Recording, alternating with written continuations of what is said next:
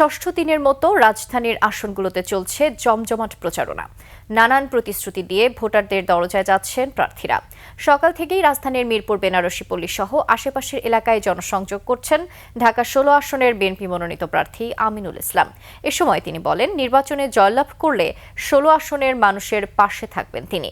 বিগত বছরগুলোতে বিরোধী রাজনৈতিক দলের উপর যে জুলুম অত্যাচার হয়েছে তার পুনরাবৃত্তি হবে না বলেও প্রতিশ্রুতি দেন আমিনুল। এদিকে একই আসনে জনসংযোগ চালাচ্ছেন জামায়াত প্রার্থী আব্দুল বাতেন। জয়ের বিষয়ে আশাবাদ জানান তিনি। এ সময় তিনি অভিযোগ করে বলেন, তার প্রচারণায় বাধা দেওয়ার চেষ্টা চলছে।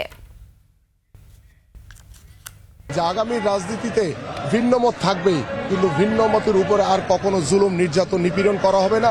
কিছু ক্ষেত্রে আমাদের প্রতিপক্ষ যে প্রধান দল আছে তাদের পক্ষ থেকে আমাদের প্রচারণায় প্রতিদিনই কোনো না কোনোভাবে বাধা দেওয়া হচ্ছে। বিশেষ করে আমাদের